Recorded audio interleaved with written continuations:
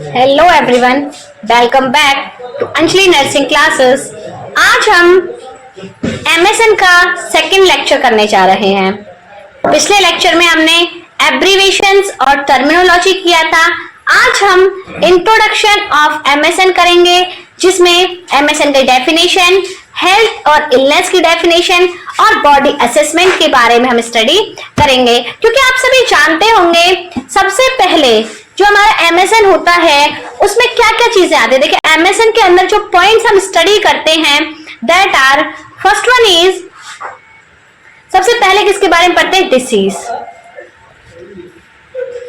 क्योंकि बॉडी के ऑर्गन्स के बारे में, उन सब जो आपकी बॉडी है उसके ऑर्गन्स की जो एनाटॉमी है, फिजियोलॉजी है, वो आप लोग फर्स्ट ईयर में पढ़कर आए हैं।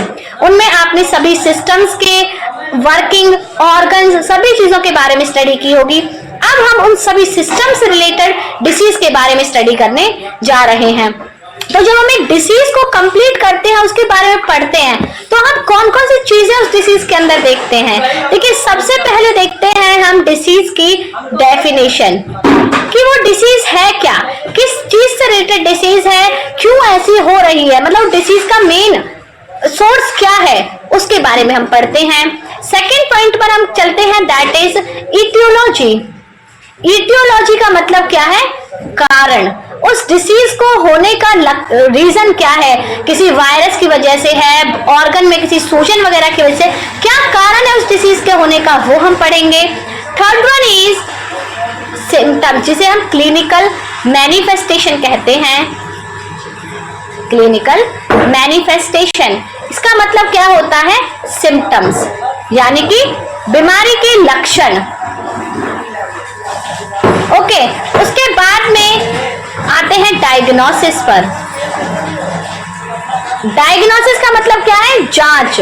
उस डिसीज के लिए कौन सी जांच है? CT scan, MRI, x-ray, sonography, history collection, physical examination, ये सभी जो जांच, हम सबसे पहले बीमारी के बारे में जानने के बाद उसके लक्षण हमने देख लिए, कारण हम जो जांच है उसके थ्रू पता चलेगा हमें, या फिर अगर हमें जो हमने सिम्टम देखे उसके अकॉर्डिंग पता चलेगा कि बीमारी क्या है, तो हम सोच लेंगे कि इसका कारण भी ये होता है। तो डायग्नोसिस में जो ऐसी बीमारियां होती हैं जो हमारी समझ में नहीं आ रही है, उन्हें सामने से देखकर हम नहीं पहचान पा रहे हैं, उनकी क्या होती है? डायग्नोसिस। उसके बाद में फिफ्थ पॉइंट आता है आपका, दैट इज मैनेजमेंट। मैनेजमेंट का मतलब है उसे ठीक करने का तरीका। तो देखिए, मैनेजमेंट आपके एमएसएन में 3 प्रकार के दिए गए हैं। पहला है फार्माकोलॉजिकल मैनेजमेंट। फार्माकोलॉजिकल मैनेजमेंट का मतलब क्या है? दवाइयों द्वारा, ड्रग्स द्वारा। सेकंड इज सर्जिकल, सर्जिकल मतलब सर्जरी के द्वारा। और third one is nursing management, मतलब एक नर्स की क्या क्या प्रक्रियाएं होती हैं किसी बीमारी का इलाज करते वक्त पेशेंट के साथ में, that is called nursing management. तो देखिए, जब भी आप किसी भी डिसीज को आप अपने एग्जाम में लिखो, टेस्ट में लिखो, या फिर आप बुक में भी यदि उन्हें पढ़ते हैं, तो जो क्राइटेरिया होता है, जो तरीका होता है उस डिसीज को लिखने का, सबसे पहले आपको डिसीज का नाम मिल गया, उसके बाद में आप उसकी डेफिनेशन लिखोगे, फिर आप उसकी aetiology, then symptoms, and fifth one is diagnosis. फिर आप देखोगे कि उस डिसीज को हम किस तरीके से ठीक कर सकते हैं, उसका ट्रीटमेंट किस प्रकार से होगा। That is the main criteria, the main structure of disease writing. ठीक है, जब आप एमएसएन के अंदर किसी भी डिसीज को लिखने, किसी बीमारी का वर्णन करते हैं, तो ये 5 चीजें आपको याद होनी चाहिए। इन्हीं के अनुसार आप वो लिखते चले जाते हैं। चिंता मत कीजिए, हम आपको कुछ ऐसे की पॉइंट्स बताएंगे जिनके द्वारा आपको ये 5 चीजें लिखना बहुत इजी हो जाएगा। अब हम चलते हैं मेडिकल सर्जिकल नर्सिंग की। Now we are talking about the definition of MSN. Medical surgical nursing is a specialized branch of nursing that involves the care of patient whose disease condition is treated pharmacologically, medically और surgically।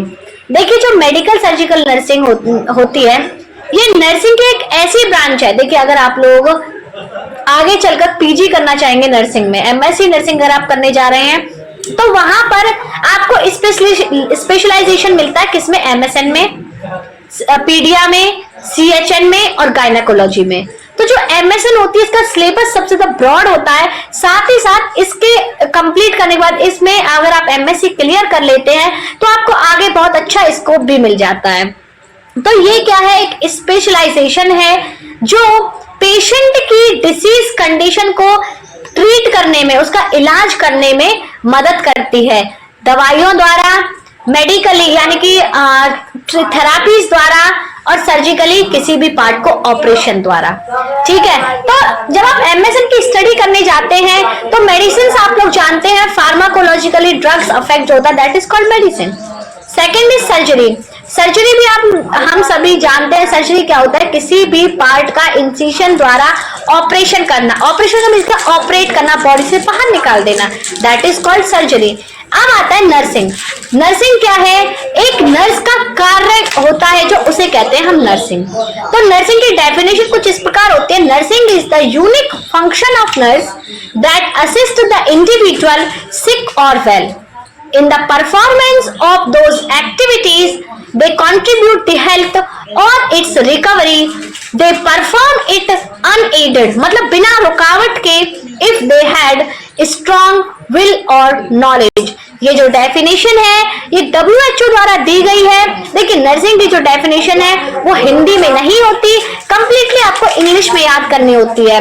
Reason क्या है उस चीज का, ये जो WHO द्वारा जो भी डेफिनेशन दी जाती है वो कंप्लीट इंग्लिश में दी जाती है, क्योंकि जो हिंदी अनुवाद है उसका एक तो वो पॉसिबल नहीं है, दूसरी चीज आपको उन्हें एज इट इज लिखना होता है, आप उसमें चेंज नहीं कर सकते लिखते वक्त, और तीसरा उसका जो रीजन है वो ये है कि जो WHO के अंदर जो डॉक्टर या साइंटिस्ट जो बैठते हैं वो सभी कंट्रीज से बैठते हैं, और जो हिंदी यूज की जाती है वो मोस्टली इंडिया में की जाती है।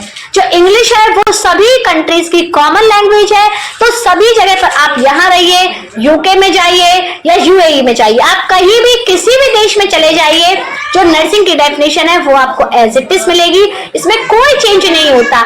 इसीलिए WHO द्वारा दी गई डेफिनेशन हमारी हमेशा इंग्लिश में मिलती है। अब हम आते हैं कि भाई देखो MSN किस पर वर्क करती है, हेल्थ और इलनेस पर।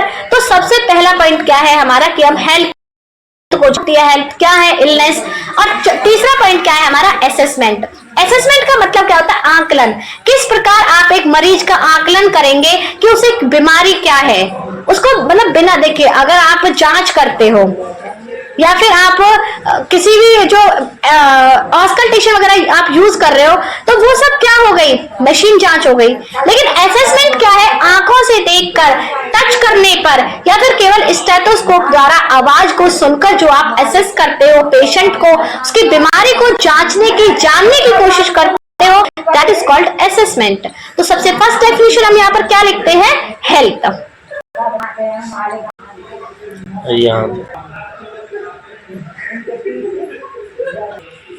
देखिए जो हेल्थ होती है उसकी डेफिनेशन भी अकॉर्डिंग टू WHO हम पढ़ते हैं, that is health is a state of complete physical, mental, social and spiritual well-being, not merely absence of disease।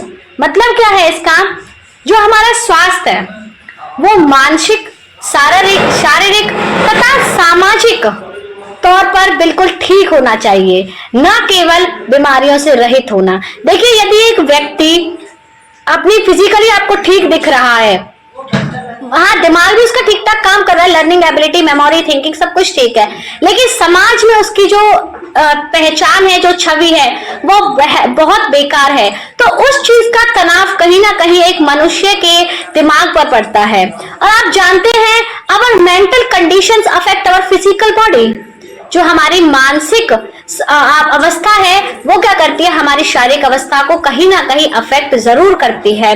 तो जो हमारी सामाजिक छवि है उसके कारण हमारी मेंटल फिजिकल दोनों कंडीशंस खराब हो गई।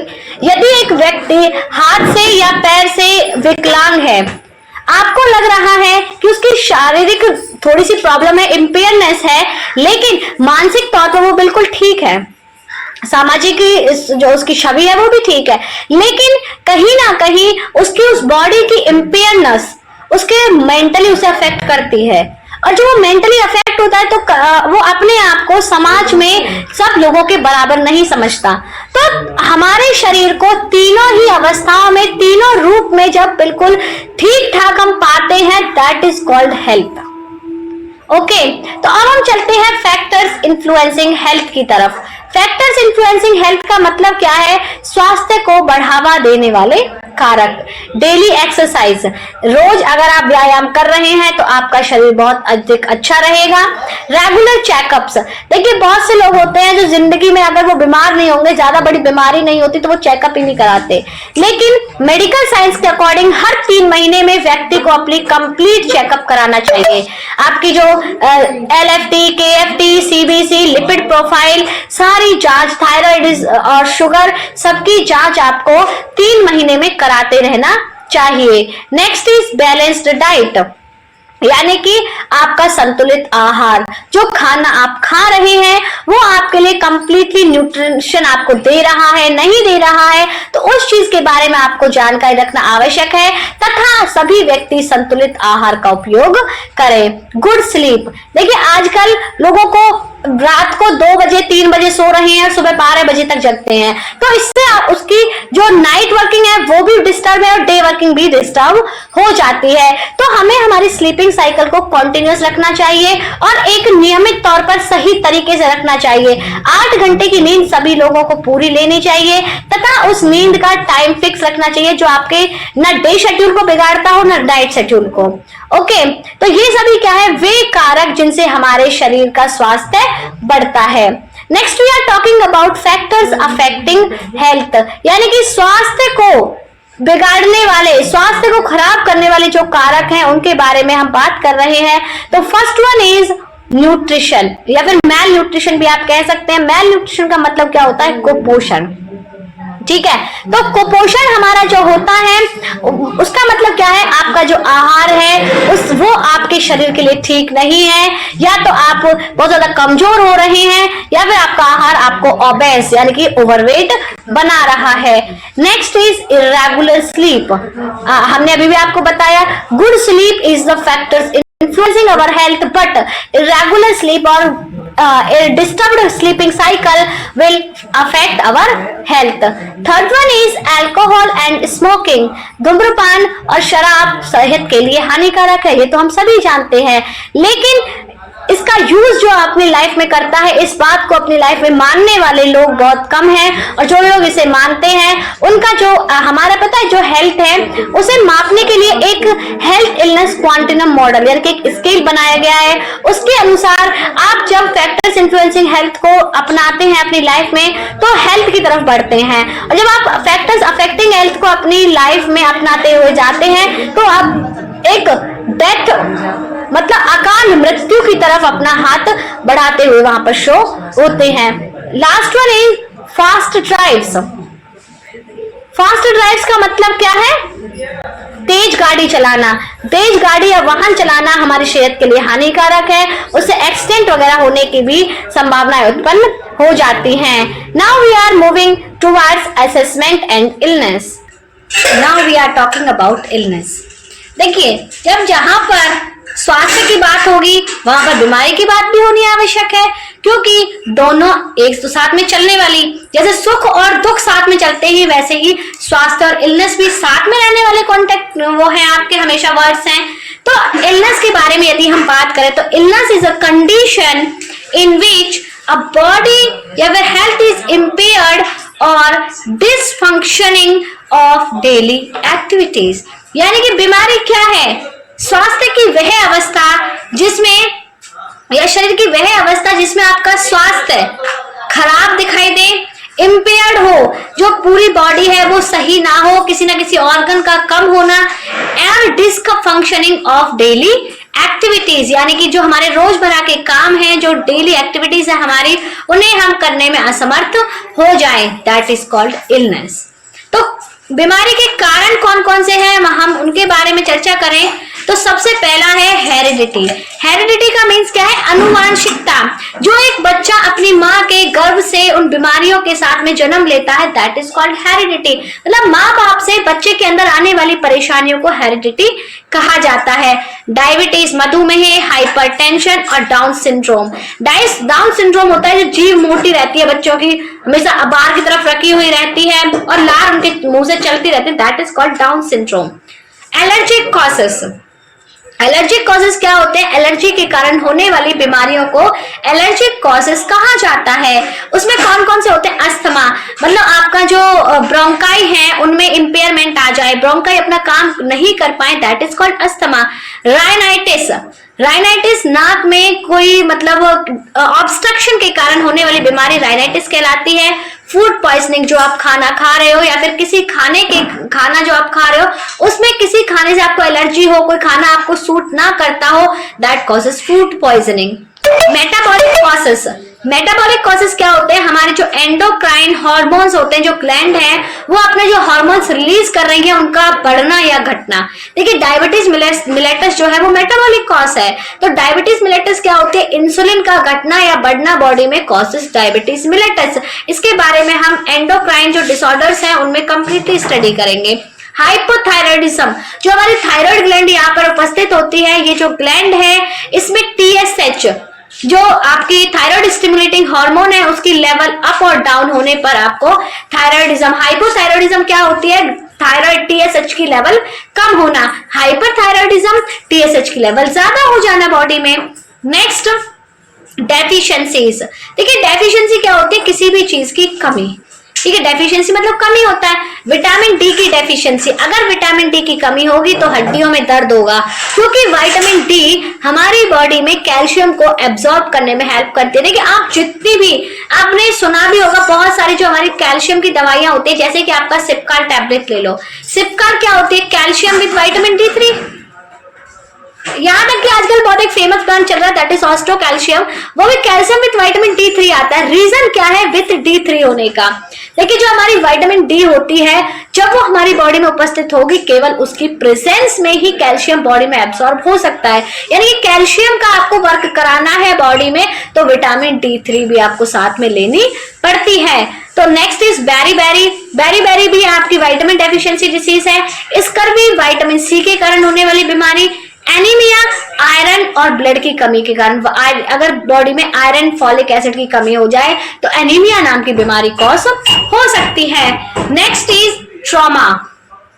ट्रॉमा का मतलब क्या होता है? ट्रॉमा किसी भी ऑर्गन को क्या है अफेक्ट करता है। जैसे कि अगर आपको फ्रैक्चर हो गया हड्डी में, किसी भी ऑर्गन की हड्डी में यदि फ्रैक्चर होता है तो वो उस ऑर्गन में ट्रॉमा कहलाता है। चोट लगना या इंजरी होना आपका ट्रॉमा के अंदर आता है। Next is psychological causes. देखिए साइकोलॉजिकल कॉज कौन कौन से हैं हमारी बॉडी में? डिप्रेशन मतलब तनाव, साइकोलॉजी मतलब मानसिक, तो ये डिप्रेशन क्या है? मानसिक बीमारी है। एंजाइटी, हमेशा याद रखना दो टर्म्स है, डिप्रेशन और tension. Both the terms are having a lot of variations because depression is the disease related to psychological effect but tension is physiological disorder। Tension आपकी ब्लड से रिलेटेड बीमारी है और डिप्रेशन आपके माइंड से related बीमारी है। हमेशा इन दोनों को याद रखना, these are different phases not the same. बहुत से लोग होते हैं जो कहते हैं कि डिप्रेशन है या टेंशन है, दोनों में एक चीज रहते हैं, लेकिन टेंशन जो होती है वो ब्लड प्रेशर के घटने या बढ़ने के कारण होने वाली प्रॉब्लम टेंशन कहलाती है। डिप्रेशन, मानसिक तनाव को डिप्रेशन कहते हैं। Next is anxiety. एंजाइटी का मतलब क्या होता है? एंजाइटी होती है चिड़चिड़ापन। जब हमें कोई चीज अच्छी नहीं लगती है, हमारी बॉडी की फिजियोलॉजिकल कंडीशन कोई खराब हो, हमारे किसी भी चीज के कारण यदि हमें कुछ अच्छा नहीं लग रहा है, उस वक्त तो चिड़चिड़ापन व्यक्ति के अंदर आता है, दैट इज कॉल्ड एंजाइटी। जितनी भी आपकी हेल्थ होती है उन सभी में एक बहुत कॉमन क्या है सिम्टम है, दैट इज एंजाइटी। क्योंकि जब व्यक्ति के अंदर किसी भी ऑर्गन में दर्द हो या फिर उसकी हालत में कभी कहीं पर गंभीरता महसूस हो रही हो तो उसके अंदर चिड़चिड़ापन आ जाता है। तो हमेशा आप सिम्टम्स में एक फैक्टर अपनी तरफ से जोड़ सकते हैं, दैट इज एंजाइटी। नेक्स्ट है माइक्रो ऑर्गेनिजम्स। माइक्रो ऑर्गेनिज्म क्या होते हैं? जो आपके सूक्ष्म जीव आपके अंदर बीमारी क्रिएट कर रहे हैं। पहली बीमारी कौन सी है? टीबी। टीबी किसके कारण होती है? बैक्टीरिया के कारण। Next is cholera. कॉलेरा भी बैक्टीरिया के कारण होने वाली बीमारी है। उसके बाद में हम चलते हैं आपका मीसल्स। मीसल्स आपके मीसल्स और एड्स, यहां पर देखिए 2 बीमारी दे रखी है, नोट कर लीजिए। टीबी और कॉलेरा किसके कारण होती है? बैक्टीरिया। विब्रियो कॉलेरी और माइकोबैक्टीरियम ट्यूबरकुलाई। नेक्स्ट इज मीसल्स और एड्स, दोनों क्या है? आपकी वायरल डिसीज है, वायरस के कारण होने वाली बीमारियां। नेक्स्ट है कैंडिडियासिस और निमोनिया। कैंडिडियासिस और निमोनिया आपकी जो डिसीज है, दोनों की दोनों किससे रिलेटेड है? Fungal infection. Fungal infection. Last one is malaria. Malaria किसके कारण होता है? आपके पैरासाइट्स के कारण। ओके, अब आते हैं लास्ट कॉजेस ऑफ इलनेस पर, that is degenerative arthritis. Degenerative मतलब देखिए, जो दोनों टर्म अलग है। डीजेनरेटिव के अंदर अर्थराइटिस आता है। डीजेनरेटिव का मीन्स होता है किसी भी चीज का फिर से उत्पन्न होना। जो हमारी बोन्स होती हैं, हमारी बॉडी बिल्कुल नॉर्मल फंक्शनिंग कर रही है, मतलब हमारी बोन्स जितनी होनी चाहिए शरीर में, जितनी आवश्यक बोन्स हमारी बॉडी में, केवल वही है। लेकिन अगर बोन्स, आपने सुना होगा अर्थराइटिस का मतलब क्या होता है? गठिया। ठीक है, जो हमारी बोन्स होती हैं, इनकी जो ये जॉइंट्स होते हैं, जो गांठें हमारी बॉडी में पाई जाती हैं, उनमें यदि बोन्स बढ़ने लग जाएं, इनके अंदर जो गांठें जो स्किन के ऊपर तक जो आ जाएं, दैट इज कॉल्ड अर्थराइटिस। इसे ही रूमेटॉइड अर्थराइटिस भी कहा जाता है। तो इस टॉपिक में, इस क्लास में हमने क्या क्या अपना कंप्लीट किया है? एमएसएन की डेफिनेशन, नर्सिंग की डेफिनेशन, हेल्थ के कॉन्सेप्ट्स, इलनेस और इलनेस के कॉजेटिव फैक्टर्स। अगली वीडियो में हम असेसमेंट और उससे रिलेटेड असेसमेंट के टाइप्स कंप्लीट करेंगे। नाउ आप सभी हमारे साथ जुड़े रहिए और ऐसे ही मजेदार और आपकी नॉलेजेबल वीडियोस देखते रहिए। Thank you, have a nice day.